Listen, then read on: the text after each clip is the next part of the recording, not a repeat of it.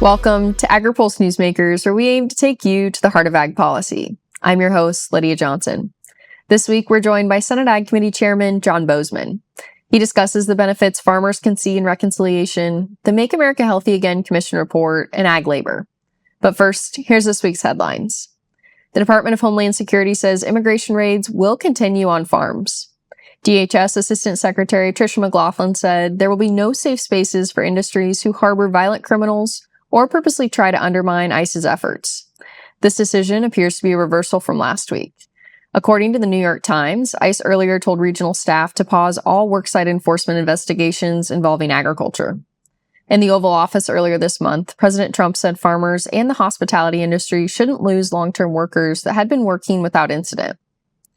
Farm organizations and food industry leaders want the Make America Healthy Again Commission to consider their input as food and agriculture policy is developed. Over 250 groups wrote a letter to Health and Human Services Secretary Robert F. Kennedy Jr., Ag Secretary Brooke Rollins, and EPA Administrator Lee Zeldin, urging the administration for an opportunity to provide input after they say the most recent report lacked transparency and an opportunity for public engagement. The groups say the Commission's last report contained errors that created doubts about the safety of the country's food supply. The report criticized the amount of ultra-processed foods, added sugars, food dyes, and additives in Americans' diets. It also cited studies linking exposure to glyphosate, the active ingredient in Roundup, with adverse health outcomes. The Senate Finance Committee released its tax and Medicaid provisions for the GOP budget reconciliation bill this week, including an extension of expiring 2017 tax cuts.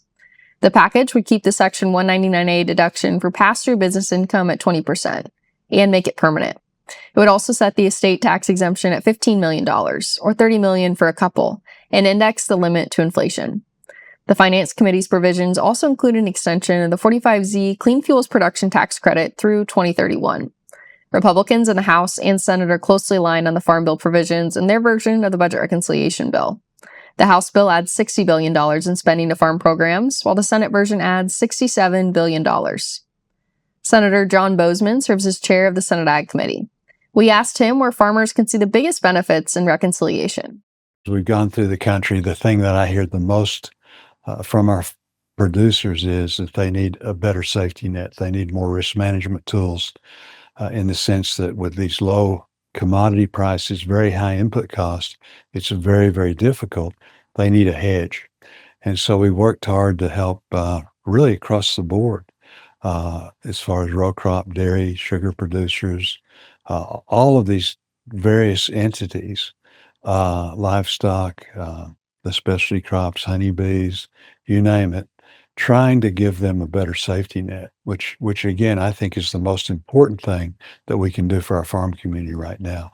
The feedback that we've gotten has been very, very good. Most of this stuff was in our, what we proposed last year. We worked very closely with G.T. Thompson, who does an excellent job in the House. He's outstanding to try and go ahead and as we had this vehicle going through to get some of the Farm Bill out of the way, we'd like to get these things done and then come back later in the year and actually pass the rest of the Farm Bill. The text finds savings for those farm programs by cutting the costs of the Supplemental Nutrition Assistance Program. Congress hasn't taken money from food assistance before. Should producers be concerned about the impact this could have on passing future farm bills? No, and we're not taking money from food assistance in the sense what we're doing is we're looking at the error rate. Right now there's about $100 billion over 10 years that is just due to overpayments. So we're saying let's recoup those dollars and get them in a better place. And so that's really what we're doing. So it allows the states to become more efficient.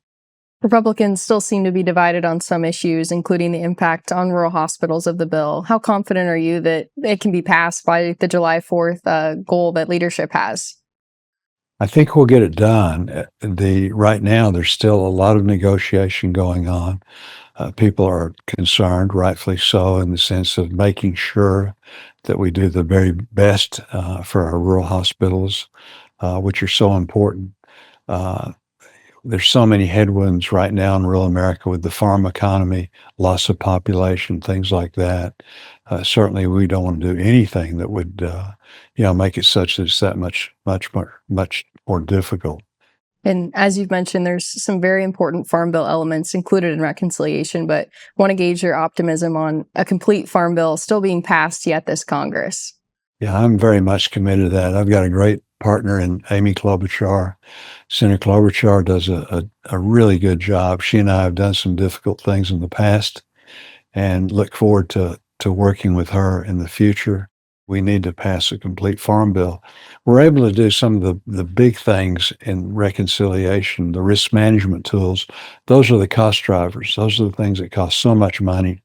If we can get those out of the way, we're also doing things with research and trade, which are so very important for our farmers. But if we can get some of those things out of the way, then we can come back and finish up. And there's so many policy areas that again, we'll be working together to straighten out that will make life easier for our farmers and the farm communities that we're anxious to serve. I'll be back with more from Senate Ag Committee Chair John Boozman right after this. These are the farmers and ranchers who help build the America we depend on, and Farm Credit is here for them, supporting rural communities and agriculture with reliable, consistent credit and financial services.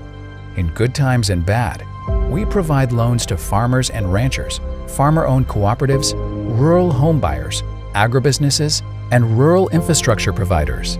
We help agricultural producers feed the world. Learn more today. I think some of sustainability to farmers just comes second nature. If you asked a farmer, are you sustainable? They'd probably look at you maybe a little funny and say, I don't think I'm doing anything that special, but it really is just what they do. We're all farmers, and our goal is taking the best care of our land, our cattle, our natural resources. This is my sustainability story.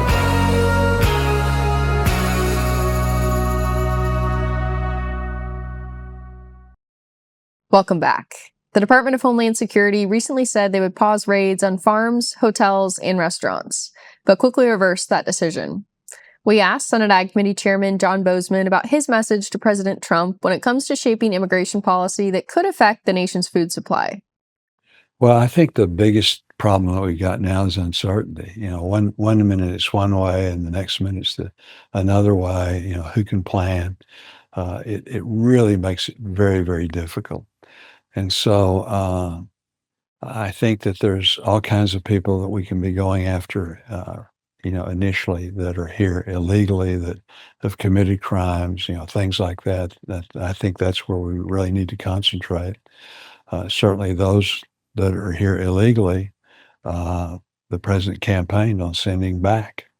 And so we're going to have to deal with that. Now that we've secured the border, and the president's done a tremendous job in that, nobody said he could, but already in the first few months of his presidency, we're having record low border movements, which is great. We can celebrate that. That was the first step towards, at some point, getting together a visa program so that we can get the workers that we need and do things in an orderly process. That's really what things should be all about. So I'd like to see us expand that, again, making sure people are here illegally, making sure people are here legally versus being here illegally, and continue to secure the border. The Make America Healthy Again Commission report is continuing to raise concerns with farm groups who had limited input in how it was developed. What are your thoughts on the report, and are you concerned about the claims it makes about pesticides? Well, I'm very concerned about the report in general, and not only the report, but some of the statements that have been made just off the cuff. And so, this is really important stuff, and we need to use common sense, but we also need to use science. And right now, the report was not based on science. It was very sloppily done. There was no transparency at all as to how it was done, who was doing it. So we had a really good meeting with several members, and RFK Jr. and the people that work with him. Lee Zeldin was there, who's doing a tremendous job at EPA, but really expressed in a very frank way that we were concerned about this. We felt like a lot of the things that were in it were not accurate, that were contrary to what the studies were showing. And so the good news is I think they listened, and hopefully we'll be more responsible as we go forward in the future. One of the most important things we need to do is get some farmers involved so that they can explain exactly what they're doing. Nobody does a better job at working hard to protect the soil, protect our health. And so many of the things that we're concerned about from a climate standpoint depend on using safe herbicides and pesticides so you don't have to disturb the soil. So we can do that, and maybe we can do it more efficiently. Your committee is continuing to move forward on nominees to support Ag Secretary Brooke Rollins and President Donald Trump's agenda. Deputy Secretary Stephen Vaden was recently confirmed. I'm wondering what's next on your timeline for nominees coming up. Well, we're trying to get them done as quickly as we can, and so they have to get their paperwork filled out. They have to have an FBI background check. We've got several that are that we're going to vote out of committee in the near future, and then after that, after we get them out of committee, and the secretary desperately needs help. It seems like this administration has been in power for a long time, but it's only been a few months. But right now, it's basically the secretary and a few others that are at the top trying to set new policies that we desperately need. So then we have to rely on really the White House decides because it's not only agriculture that's in that situation; it's all of the agencies. So we have to rely on the White House to direct who they feel like is most important to get done. But we'll be pushing really hard, encouraging the White House to select us to get some votes on the floor for these nominees so that we can fill out Secretary Rollins' cabinet. Wonderful. Well, Senator Boozman, thank you so much for joining us. We'll be right back with more of our panel discussion. But first, Allie Herring looks at public perception of the Make America Healthy Again movement in this week's Ag by the Numbers. Most Americans view the Make America Healthy Again movement positively, but their level of support depends on their party affiliation. The results of the Gardner Food and Agricultural Policy Survey show that MAHA support was strongest from very conservative participants, with 76% of this group holding very or somewhat positive views of the movement. By contrast, only 46% of very liberal survey takers indicated very or somewhat positive views of MAHA. Additionally, only 5% of very conservative participants had very or somewhat negative views of MAHA, versus the 26% of very liberal respondents who fell into this camp. Survey takers on each end of the political spectrum were more likely to be aware of the MAHA movement than their moderate counterparts. For Agri-Pulse, I'm Allie Herring. Trial lawyers are using a discredited report from a World Health Organization subagency to attack a safe, American-made weed-fighting tool. This critical tool helps keep your food costs down, and without it, food inflation could double. Stand with American farmers and keep trial lawyers' greed out of our farms and food supply. Fight back. Call your local representative. Clean Fuels Alliance America is leading the way toward cleaner air, stronger local economies, and reduced dependence on fossil fuels. The industry uses more than 1 billion pounds of soybean oil every month to produce clean fuels. Biodiesel, renewable diesel, and sustainable aviation fuel deliver immediate reductions in greenhouse gas emissions in heavy-duty transportation industries. We're growing better, cleaner fuels for today and tomorrow. Welcome back. Budget reconciliation could bring many benefits to farm country, including a boost to reference prices. We're joined by Mike Stranz with the National Farmers Union and Taz Smith from the National Cotton Council on our panel this week. We'll begin with you, Mike. What do you see as the biggest wins included in the budget reconciliation bill for farm country? One of the biggest things we need to see from reconciliation or a farm bill process in general is to get rid of this uncertainty. For too long, almost 2 years, we've been operating without a 5-year farm bill.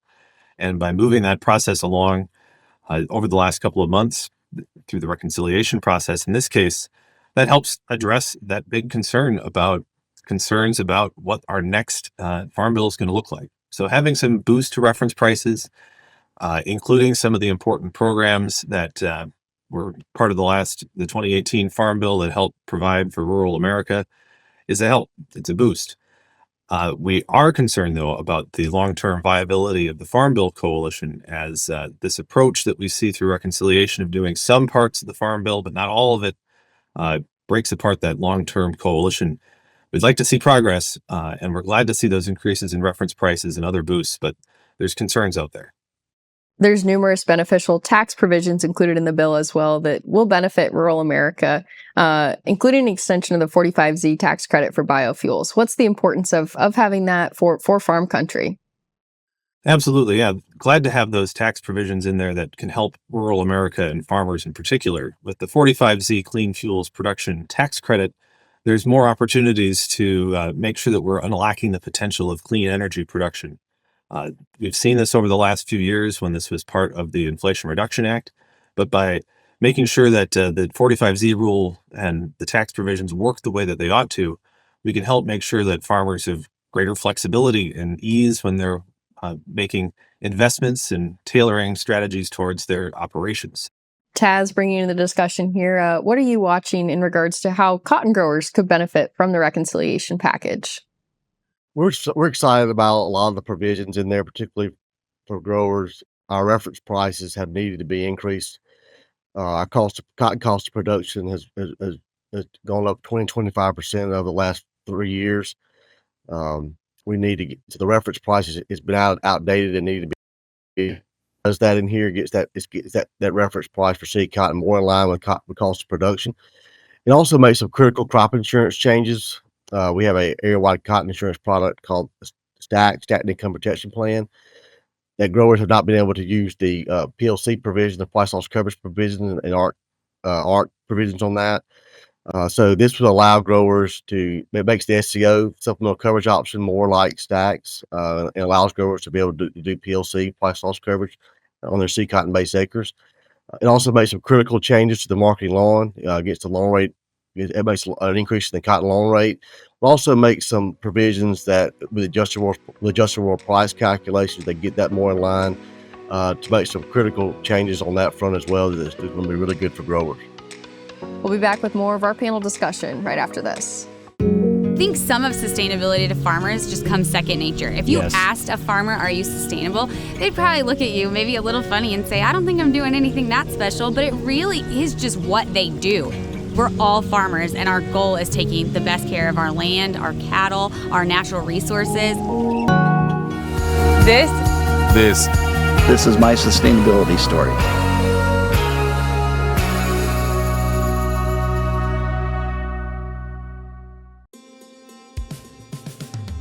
It's not as simple just to wake up one day and go, I want to be a conservation farmer. You're changing how your farming practice is done. You're changing your operation. Farm Credit supported John and Kelly Watley as they shifted to more sustainable farming, improving the environment where they farm and live. Learn more at farmcredit.com/climate. Welcome back. The National Farmers Union and other producer groups have spoken up about the Make America Healthy Again Commission report after there was little industry input in the development process.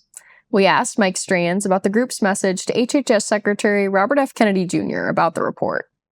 Well, whenever there's new policy approaches or kind of a statement of purpose and principle, I guess, for a big effort like what came through in the MAHA report, we got to make sure that anytime we're trying to address the chronic disease issues, nutrition, environmental exposure concerns, all this needs to be grounded in sound science.